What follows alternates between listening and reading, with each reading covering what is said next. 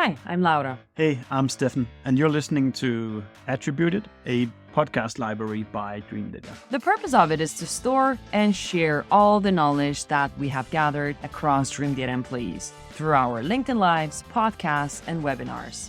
The typical topics you'll find here can be stuff like marketing, Sales, B2B ads, operations. social selling maybe. Today, I've got Cliff Simon together with me from Caravana Group. I'm really excited for this discussion because it's a very niche topic, I would say, but an exciting one to discuss with about. So, Cliff, over to you. Could you introduce yourself for a little bit? Hey, Laura, doing well. Cliff Simon, I'm the CRO over at Caravana Group. We do Revops as a service, as our service mark. And yeah, we like to help folks fix complicated issues. Fantastic. And what are the most complicated issues that people come to you for? Anything from merging together like 7 or 8 different companies to trying to figure out really complex data flows. Can be anything in between. Fantastic. And how does connecting the various data flows for several companies connect with community growth? Oh, that's so fun. So for what we do, a lot of it lies in the data, right? Connecting systems, connecting thought processes. How do you actually take this abstract concept of a customer journey, map that out, tie in go-to-market processes to it, and then figure out how to use technology to amplify those efforts? But for us, from a growth perspective, everything we've done has been community-led. My personal thesis on B2B is that people in the B2B space want to buy like they do in B2C, right? So how do you typically facilitate that? Well, when you go buy something, what do you typically do? Google. First you see it on TikTok, then you think, oh, should I buy this? Then you buy this, then you say, wrong thing, never gonna buy anything on TikTok, and then you do it again. So yeah, community. Yeah, so TikTok, okay. And do you ever big purchases, right? Do you typically ask people's opinions? Yeah, of course, Cliff. So the way usually you would be buying, either you have seen somebody else using this, asking if they have ever used this, what is your friend fond of? I don't know what big purchases you would be thinking of. Oh, let's say you want to buy a house. Well, where Or are a car. all your friends living? And what is the best area for X? You would ask the people. Yeah, or like with a car, right? Like you ask your friends who are in similar life situations, hey, did that work for you guys? Let me test drive it. You don't want to go to the dealership and deal with that crap, right? I want to actually get hands-on experience from people that I trust and know. Yeah, unless you want to try it out. And that's one of the last things you'll do is like, I'm going to go to BMW, Chrysler, and what else do you do? Tesla. And then, Yeah, as they tie you down and try to get you to sign your life away for the next 7 or 8 years, because I think that's what they're doing nowadays in the States. gosh. Yeah, it's crazy. But to the point, like you go to the places that you know and trust for information, right? We want to grow that way. That's how we have grown the business. Being a trusted source for doing things the right way and for our thought leadership. That's what Carabiner is known for. Yeah. And when you say a community, then what can you define a community for you? What is it? So I think there's a lot of different ways people define community. Very simply, right, a place where people come together. But more specifically, right, in pre-pandemic, the way that you typically found community was you'd go to the places that people got together to get their questions answered, right? That was typically conferences, symposiums. You'd go there and learn and meet folks and network. Post-pandemic, that started happening in places like Slack chat rooms, online forums. Those things proliferated, and those are the places that we tend to spend a lot of our time, right? Trying to add value to the communities that we're in to help people learn more about RevOps, because it's a really difficult, nuanced subject, to your point earlier. Yeah. So we go to places like Pavilion, RevGenius, Sales Assembly, WizOps, RevOps Co-op, Sales Hacker. I mean, the list goes on of places where people are spending their time now. Mops, Pros, there's so many. And the interesting thing is that you mention all the communities that you're part of, but you're not managing as a community. Because I would like you to talk a little bit about the two. It's like, when should you be thinking of owning a community and this is me, or joining some of them and scaling through that type of a community? I think when you're talking about going and creating something yourself, a lot of folks have gone out and tried that and have significantly underestimated the amount of time and effort that it takes to not only make the community something where people want to show up, but a place where people can continually gain value, gain knowledge, connections, whatever it is that they're coming there for. You have to make it a place where they feel like they're receiving as opposed to constantly giving to draw them in the beginning. I think Pavilion to that point's done a really good job of instilling a culture where everyone is expected to come to the table and expected to give first. Yeah. Right. I know Jared Robbins speaks about something similar, right? Everyone wants to show up typically to take, but if you can create and foster a culture and an environment in your communities where people are giving, it always feels like the pot's full and it's never running empty. Yeah. And it reminds me of the time, like, if you're thinking of creating a community, then usually companies born from that community. And it takes me back to the times when I was working at Red Hat. The reason Red Hat had a huge community was because it was born from the Linux community, which is open source. And in open source, people just share stuff, share their code, share their experiences. And then there's a company on top of it that sells some support or services on top of it. But what people are actually using and collaborating upon, it's free because it is your help or getting some help from somebody. And as soon as the company starts to try to create a community because, well, soon we're going to sell to all those people, it's like, it can, oh, perfect. I don't get this. It also comes in Google, not just in here. It's like, yeah.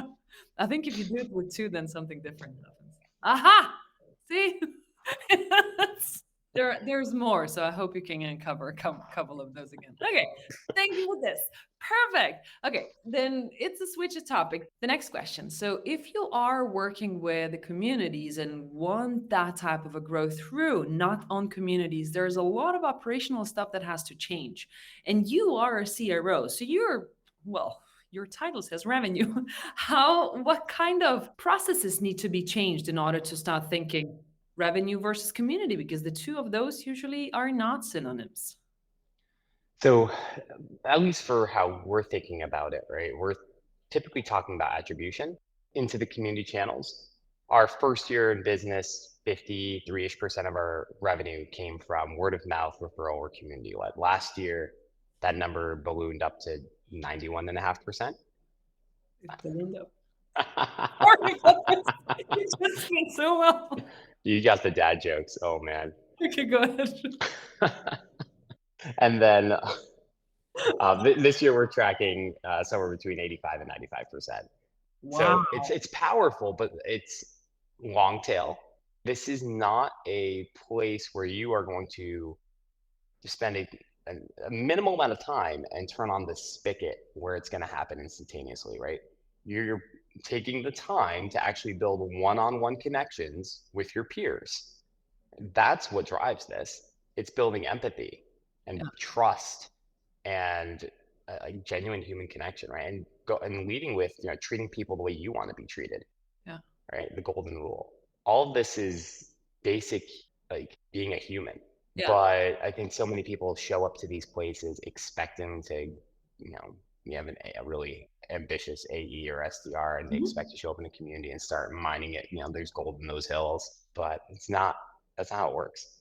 And how do you change that mindset or even operationalize it? Like, who owns this? How do you get from those salespeople to actually start building value? It starts from the top. You have to, as the CRO, I have to understand that this is a long tail effort, that this is going to be akin to a drip campaign or building out a long-term market presence brand play, where it's going to take 4 to 8 to 12 months for us to start to see significant returns from it. And that as that behavior continues over time, there should be some type of return. I don't know necessarily what that will look like. I can tell you for us, it was significant. We happen to be hitting the right part of the market at the right time. But I've seen this work really well in other places too. Like I said, this is a playbook that we used pre-pandemic at previous places that I was at. So let's talk a little bit about the right part of the market. So this is an ICP. And to build value with ICP, how do you actually do this in communities? How do you carve out that this is the right one for me to do? And what kind of messaging? Do you go one on one? Do you go many? Like, tell me a little bit more of your playbook. How do you work with this? So it's a mixture of one-on-one, one-to-many, and then we also do in-person.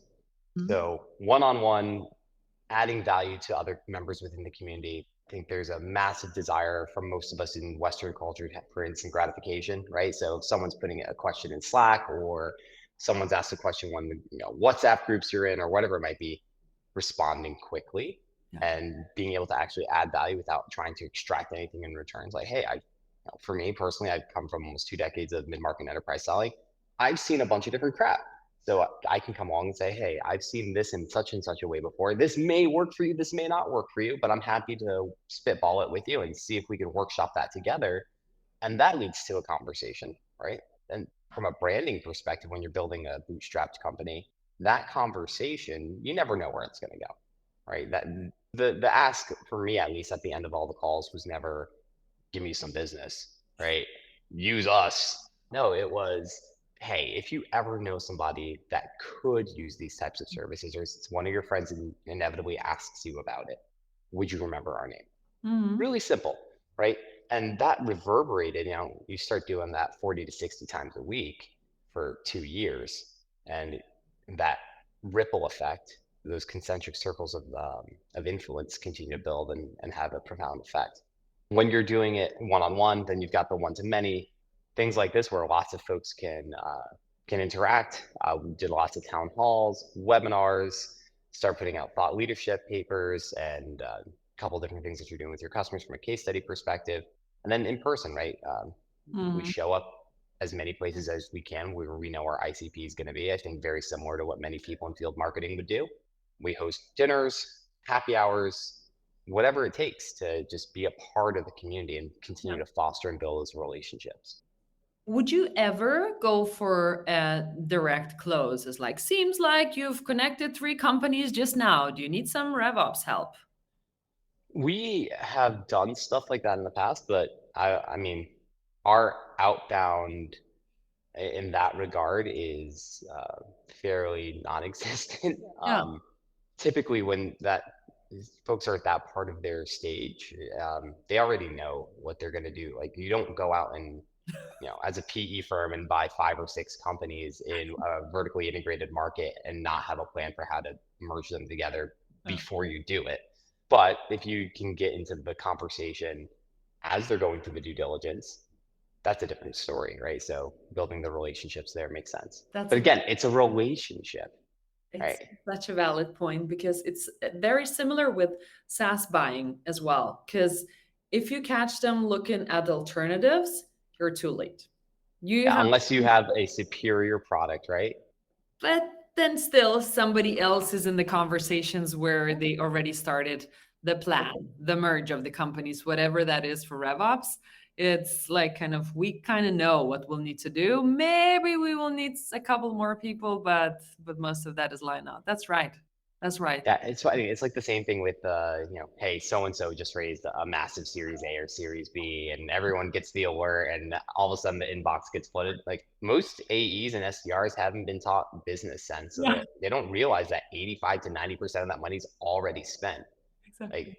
and if it's not, then the executives at that company are doing a terrible job because you should know what you're spending your money on it ahead of time, right? And what that looks like year over year over year. So. No, that's all right. And if we move the community-led growth to your current customers, are there any overlaps over there as well, the communities and the customers that you're selling to, and how does that help you to like get the lifetime value of your clients as well? So it's interesting. There's a lot of overlap. Again, because the majority of our customers came from that Mm, specific vein. What we've started to see, and what I've been thinking about and talking with a few other friends about a lot lately, is it's not the lifetime value necessarily of the specific customer. It's the lifetime value of the individual person that you have the relationship with. Think very user gemsy, right? I'm following my champion from company to company to company. yeah. Well, I'm following my executive from company to company to company because the average CRO or CMO sticks around for 12 to 15 months, right? We've got customers who went through a down round, or a company did a riff, or whatever it might be, where they're buying us for a second or third time now because we brought the value and they saw what we were able to do. That's the power of community, right? It's that relationship. And That's then you have to follow through, of course, right? I think that's sort of table stakes. You can't just give them a product or a service that doesn't drive recurring impact. How do you scale that, Cliff? How do you scale it? Yeah. Which part? Like, if you were to, like, we need to hire 2 more salespeople and the predicted revenue growth would be X, but how do you know that it's going to scale through community? Yeah, so we started doing that last year and it worked fairly well. You just don't step on each other's toes. I think you have to operationalize it. Unfortunately, there's no fantastic way of doing that in an automated fashion, but you start finding interesting ways to leave notes on things in public forums so that you know what you're looking for, but untrained eye is like, oh, someone left a like, right, or whatever. But sort of lets you know that someone else was already there. Yeah. Because that's the other thing with it's community. People are actually building relationships. You don't want to make it feel salesy in any way, shape, or form, right? Because that is not the goal. The goal in community is to be helpful, Yeah. again, to be empathetic, and to add value to others. And I remember somebody asking me at a point when we were discussing LinkedIn and social selling and stuff. It's kind of community as well. And the question was, so how as a salesperson are you monetizing the piece that you brought in the lead, or somebody liked something that you did and is that your lead? It's like, you don't. You don't, because it's impossible. And if you start doing that, it will kill the culture of the actual value bringing and value building. You have to find other ways to do it and to incentivize salespeople to do better and to broaden out and use your means the way you do it. But don't start with that. I think that's where you have to have a really strong, sales or revenue playbook. You have to have very clearly defined rules of engagement. Right? If you have a team that this is your territory, HQ's here, doesn't matter that so-and-so had a conversation with them in EMEA, right? They're buying out of North America, they're buying out of North America. Yeah, interesting. And we touched a little bit on tools. At least it sounded like you've got some idea of how this could be either tracked or anything that you use for this. So we use a couple different tools, nothing crazy, right? Again, we were bootstrapped from the beginning. So we're tracking everything in Salesforce. We pulled some different sources in as far as matching up first party intent with what we're seeing and hearing from the folks that we're on calls with. So first off, we ask. Yeah. I think that's the easiest, right? How did you hear about us? And not just stopping at that first answer. Oh, from my friend so-and-so. All right, well, how do you know so-and-so? Where did they hear about us, right? You sort of do a little bit more digging.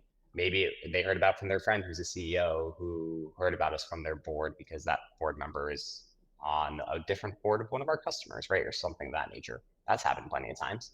We use Dreamdata for first party intent, so thank you. And the real product, so like that. And then in Salesforce, we're manually tracking everything. We also ask people to self-identify anytime they're booking something with us via Calendly or Chili Piper. And yes, we actually do use both. And yeah, anytime they're doing a form fill, it's always one of the areas we ask about. Yeah. And before the registration tools, so to say, like Salesforce is and the intent, is there anything that you use to capture the intent in communities while you're building that? Unfortunately, from what I've seen, there isn't a tool that does that yet. A lot of that would have to do with GDPR and other privacy compliance, especially when you're talking about communities that you may not be the administrator of.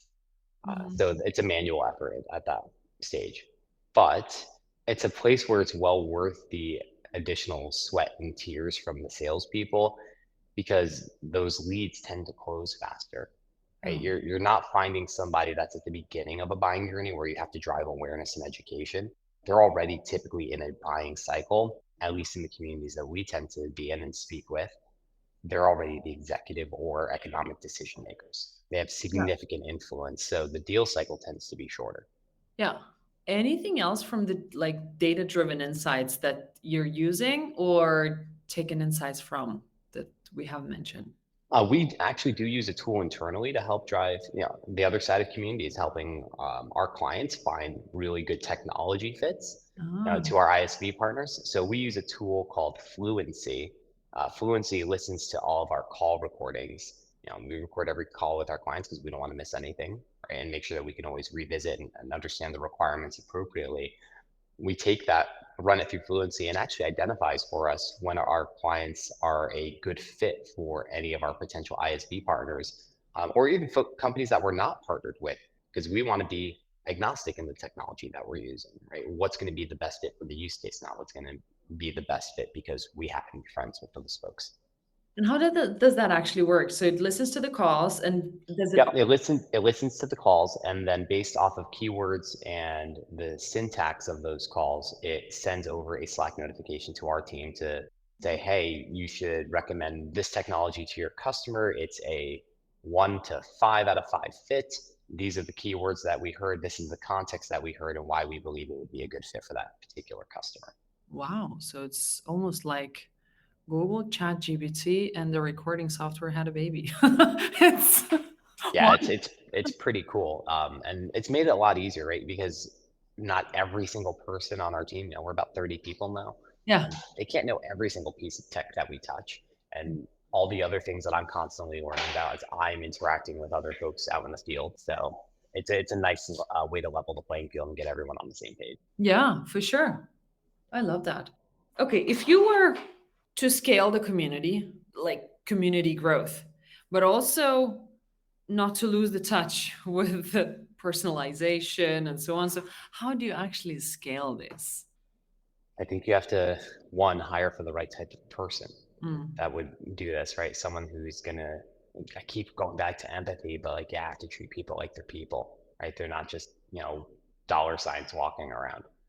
You have to lead with empathy. You have to find folks who are business savvy enough to be able to add value. And then from a scaling perspective, you have to start niching down or setting up territories to make sure that there isn't overlap, that you mhm. can have people actually be successful, Yeah. right? Um, and then I think at that point, you go to a place where you're growing big enough as a company, you probably start launching your own community. Okay. What would be the tipping point that you would be thinking about that? So I think you operate both in other communities and your own in the same time period. Mhm. I think the purpose becomes different, right? The purpose of having your own community is to make sure that you're driving additional value to the members of your existing customers, and then have it grow out from there into areas of influence of the people that they know. But it's bringing in really good speakers. It's helping them address their problems more directly. For us, we service 3 main different verticals. So setting up sub communities for each one of those verticals where they can meet with their peers and understand the problems that they're facing. So they're not just hearing it from us, but they're able to workshop and figure out solutions to their problems with their peers. That's And really that's what people are hungry for. They're hungry for connection. I love that. And you would be moving again back to what we started with. You would be moving into the community because this is the part of something your customers would need and want. It's not because you want to monetize it out. That's right. It will That's right. happen, but yeah, absolutely love this. All right, so we are almost at the end of the conversation. Is there anything else, Cliff, that we need to mention before we finish off today? I think there's a part of community that we haven't talked about a little bit, which is the referral piece. We spend so much time and money on customer acquisition, and we don't often think about just doing the simple things, right? Your referral is easy. All you have to do is ask. And so many of us just don't do the basics. Again, What are the basics? ask. What are the basics? Make sure that you're adding value to your customers. And if you're adding value to your customers, I know you follow a lot of the winning by design stuff too. Jocko talks about the popsicle moment or that moment of delight. Interact with your customers when that happens and ask them when they're at their peak joy, right? And I know you talk to other folks. I know people ask you for stuff all the time. Is there anyone else that you know of that Yeah. has a similar problem? If so, do you think it'd be worthwhile for us to have a conversation? Yeah. I keep it simple. I love that. And I see that there are two types of those. So there's an ask. Don't forget to ask, because if they have that moment here and now, this is your moment to ask and they would know who to refer to. But then there is also the time when you're not in the room. So create raving fans for yourselves that whenever they're asked for something, then you're one of those to be mentioned. And that's right. a beautiful thing. Yeah, and like the referrals piece of it, getting App Exchange or G2 or HubSpot or Capterra Review or whatever it might be, right? Finding ways to memorialize and document those stories. So that way, that one ask maybe turns into something that 100 people see or 1,000 people see. This is the third one. That's right. Like write it down, because when somebody else is reading those, well, they're reading that while you're not in the room, but they are in your room. This is amazing. Yeah. Anything else that we missed out before we finish this off? Just to keep iterating, be a good human. Yeah, exactly.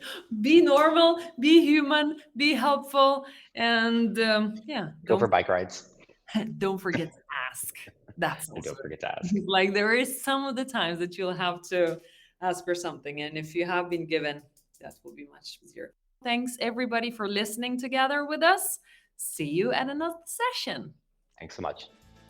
We hope you like listening to us. Subscribe to our podcast and the ones that we have been guests on. And if you have any feedback for us, just do let us know. And should there be a guest that you think we should be talking to, then pitch us. We're looking forward to seeing you.